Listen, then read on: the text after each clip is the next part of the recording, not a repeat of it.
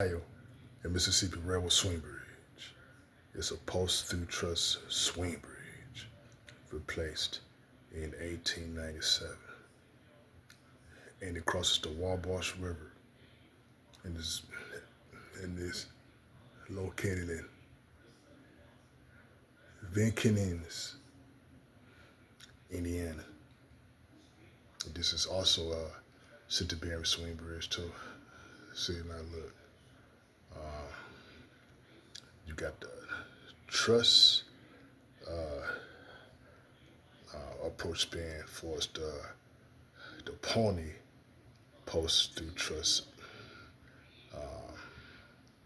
and everything, right? And so it was replaced with a new bridge, right? And so and it swings for boats and ships. It swings back for rail traffic. So this is located in Vincennes, Indiana.